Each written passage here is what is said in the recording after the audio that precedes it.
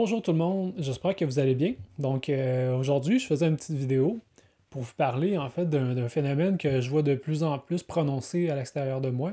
C'est que les gens sont de plus en plus dépossédés de leur corps et dépossédés de leur vie aussi. Les gens que je vois autour de moi sont de plus en plus désorientés, anxieux, malheureux, malades, puis à court de solutions pour régler leurs difficultés. Non seulement ça, mais les gens ils vivent de plus en plus dans un monde imaginaire et dans un monde qui a seulement de la souffrance. Puis pourquoi c'est ça qui est en train d'arriver actuellement, c'est que on est confronté à un problème que nos ancêtres n'ont jamais été confrontés, et c'est ce petit appareil machiavélique-là. Pourquoi? Ben, c'est que cet appareil-là, il fait maintenant partie intégrante de notre vie. On s'en sert quotidiennement, constamment. Puis dans cet appareil-là, c'est un outil qui est super utile, il y a beaucoup de vertus, mais il y a aussi beaucoup de choses qui viennent faire le couteau à double tranchant dans notre vie. Sur l'appareil, tu as accès à absolument, ben, pas absolument, mais à presque tout ce qui se passe sur la planète en temps réel. Tu as accès à peu près à toutes les polémiques qui peuvent exister, soit dans notre communauté, mais dans celle des autres aussi. Tu as accès à un paquet d'enjeux sociaux. Puis, tu sais, ça prend pas beaucoup de temps pour s'en rendre compte. Tu passes un certain moment sur ton feed Facebook ou bien sur Google, puis en l'espace de quelques minutes, tu as eu à te positionner sur un paquet de sujets qui te concernent peut-être même pas directement. Il y a environ 50 ans, dans une journée, il pouvait nous arriver quelques petits événements, mais c'était quelques petits événements. Tu sais, des grosses choses majeures qui arrivaient, ben, c'était plutôt rare. De façon générale, on était plus tranquille, il arrivait une chose, une telle affaire. Avec cet appareil-là, étant donné que c'est une espèce d'agglomération de tous les problèmes de la planète qui peuvent se concentrer dans un appareil que tu peux lire en 5 minutes, ben, dans 5 minutes, il s'est passé beaucoup de choses. Tu as eu à te positionner sur, par exemple, l'identité de genre. Ah, ça n'a pas d'allure ou ça a bien de l'allure, il faut. Fait que là, tu peux déjà te fâcher un peu du positionnement que les gens prennent ou que tu devrais prendre. Après ça, ben, il y a eu le gouvernement qui a fait telle chose. Il y a eu une compagnie qu'on réalise que finalement, ils font une espèce de chaos sur l'environnement dans leur méthode d'agriculture, par exemple. Après ça, ben, les océans, ils sont en train de complètement pourrir, scraper. Après ça, ben, il y a, à des centaines de milliers de kilomètres, il y a tel individu qui vit telle injustice. Donc, hey, ça n'a pas de bon sens, et il faudrait aller faire telle affaire. Ça, on fait ça en l'espace de quelques minutes seulement. Puis, veux pas, tu sais, chacune de ces nouvelles-là, ça nous fait réagir. Tu sais, ça vient nous tilter, pour utiliser l'anglicisme. Ça vient comme nous saisir, puis ça nous amène à devoir répondre rapidement. Est-ce que je suis pas au compte, moi? Ça fait qu'on est tout le temps en espèce d'état de suralerte de ces choses-là. Puis l'appareil, il devient une espèce de spirale infernale qui est dur de décrocher. On vient comme accro à ces affaires-là. Quand notre esprit est occupé à prendre position à ces différentes problématiques-là, à se culpabiliser de prendre ou non la bonne décision, on n'est pas en train d'être conscient de ce qui se passe dans notre corps, puis on n'est pas en train en fait, d'être un acteur engagé dans qu'est-ce qui est notre réalité propre. En Qigong, dans les médecines traditionnelles chinoises, on parle beaucoup de la dispersion du Qi.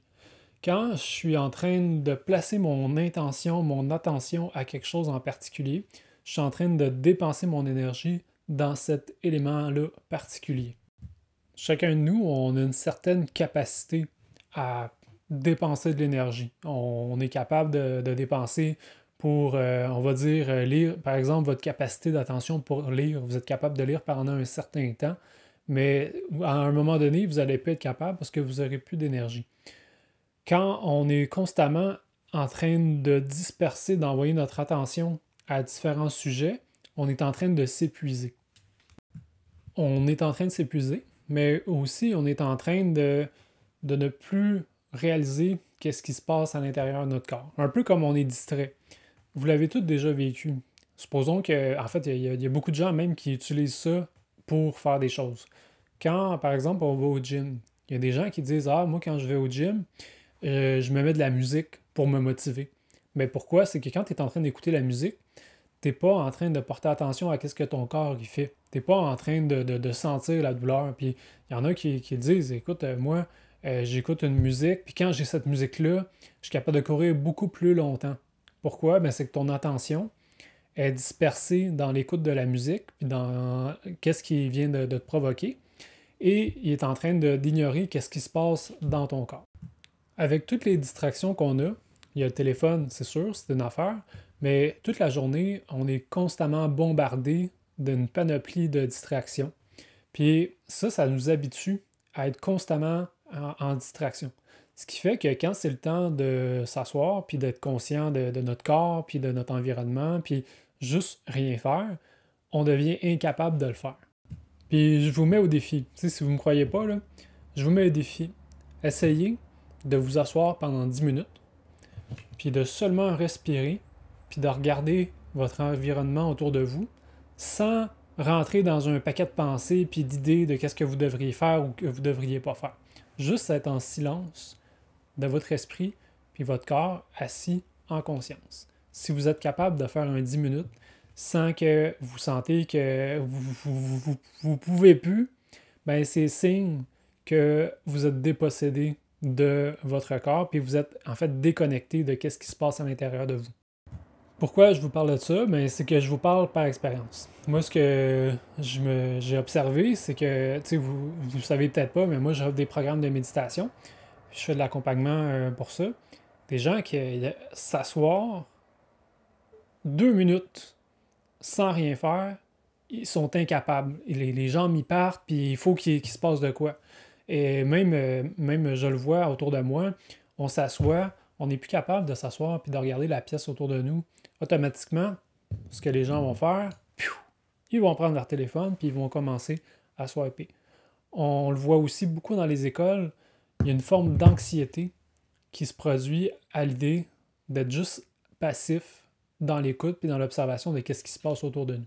Notre temps d'attention, notre capacité d'attention à ce qui se passe autour de nous est rendue très, très, très, très diminuée. Puis pourtant, c'est pas quelque chose qui est compliqué. Ce qu'on demande de faire, de juste s'asseoir un 2 minutes, un 5 minutes ou un 10 minutes, puis d'entrer dans son corps, c'est juste d'habiter notre corps, d'habiter le milieu, d'être ici, présent maintenant, de ne pas être parti dans une idée de qu'est-ce qui va se passer dans le futur, de qu'est-ce qui s'est passé dans le passé, de quel enjeu social je dois régler, de qu'est-ce qu'il faut, il faut. On est tout le temps dans cette thématique-là, puis on est de moins en moins conscient ici maintenant de qu'est-ce qui se passe dans notre corps. Puis le fait d'arrêter, ça nous force à revenir dans notre corps. Ça nous force à revenir dans comment je me sens à l'intérieur de moi. Et ça vient expliquer, quand je vous parlais que les gens sont de plus en plus dépossédés de leur corps, mais c'est carrément ça, c'est qu'on n'est plus conscient. On n'est plus capable de s'arrêter, de juste prendre le temps de vivre. On est tout le temps en train de survivre. Avec le développement de la technologie, des téléphones, de l'Internet, de l'accès à l'information, d'arriver à équilibrer sa vie pour justement ne pas être tout le temps en mode survie, d'arriver à se réapproprier le moment présent, qu'est-ce qui est important, moi proche. Parce qu'il faut le savoir, ce qui se passe à des centaines de milliers de kilomètres, je ne peux pas régler ça maintenant. Qu'est-ce que je peux régler auquel j'ai un pouvoir important? C'est ici maintenant dans ma vie, quelle action je peux poser pour faire en sorte que je me rééquilibre puis que en fait je sers mon milieu. Mais tu ne peux pas le faire si tu es tout le temps en train de régler les problèmes ailleurs, de tout le temps te positionner puis de vivre en fait à l'extérieur. Si tu vas avoir un pouvoir, c'est d'être présent dans ton corps, dans ta vie, puis que tu sois en action à ce qui te concerne puis auquel tu peux vraiment faire une action. Il n'y a pas une personne qui peut régler tous les problèmes de la Terre à lui seul. Il faut qu'il fasse des actions pour lui, puis ces actions soient positives, puis en fait, c'est qu'il faut qu'il y ait de l'énergie aussi. Fait qu'on on se culpabilise beaucoup de qu'est-ce qu'on devrait penser, de qu'est-ce qu'on ne devrait pas, par rapport à tous les enjeux de toute la planète. C'est beaucoup trop pour une seule personne. À force d'être tout le temps dans cette espèce de spirale infernale-là, que provoquent les sources de distraction infinies dans laquelle on est, on finit par être de plus en plus désorienté parce que on est de moins en moins dans le moment présent de qu'est-ce qui nous concerne proche. Puis à force de tout le temps être dans les problèmes ou les distractions, ben on finit par perdre de vue qu'est-ce qui est important, puis de perdre de vue en fait les actions qu'on peut faire. Puis en plus, on se sent de plus en plus impuissant. Ben tout ça, ben c'est sûr que ça amène beaucoup d'anxiété, ça amène beaucoup de stress, puis ça amène beaucoup de brouillard, puis on ne sait plus quoi faire, on ne sait pas où aller. Moi, ce que j'encourage beaucoup, c'est pour arriver à faire face à cette difficulté-là, c'est de prendre des moments pour faire de la méditation. Donc, la méditation, qu'est-ce que ça apporte? Mais c'est de se poser, prendre un moment juste pour aller à l'intérieur de soi, de voir qu'est-ce qui se passe, puis d'agir à qu'est-ce qui se passe. Pas d'agir dans le sens d'être en réaction, mais de vraiment se responsabiliser de soi, de se responsabiliser de nos états d'être à l'intérieur de nous, puis de les travailler. Mais aussi, c'est donner une pause à cette espèce de tornade-là incessante dans laquelle on est. Puis ces moments de pause-là sont précieux, puis chaque personne là, qui ont découvert les méthodes de méditation, de prendre une pause, ils ont vu des répercussions positives se faire dans toutes les sphères de leur vie par la suite. Pourquoi? Ben, c'est que de prendre un petit moment de pause, ça permet de se ressourcer, se régénérer, de plus être dans la distraction constante. Ça nous amène à être capable de se concentrer un peu plus longtemps, mais surtout vider notre éponge qui est tout le temps en train de se faire remplir. Donc, c'est un outil qui est super intéressant, qu'on gagne en fait à utiliser quotidiennement. C'est une action qui est difficile à faire parce qu'en fait, on a une pression sociale par rapport à où est-ce qu'on va se positionner, puis on va culpabiliser une personne qui décide de s'occuper d'elle, puis de pas s'occuper de tous les problèmes des autres. Parce que, ouais, mais là, toi, tu es un égoïste. Si tu prends du temps pour toi, si tu prends du temps pour t'occuper de ta vie, puis de tes problématiques à toi, ben c'est que si personne ne s'occupe de ses problèmes, ben on a une société complète qui est désengagée dans sa vie. Puis quand tu n'as pas de pouvoir sur ta vie, que tu es désengagé d'elle, comment tu peux l'apprécier puis de voir les bons côtés? Fait que à trop vouloir soigner les malades autour de nous, puis pas s'occuper de nous, ben en fait, on fait en sorte que toute la société au complet est malade, puis elle s'occupe pas bien d'elle, puis elle va pas bien.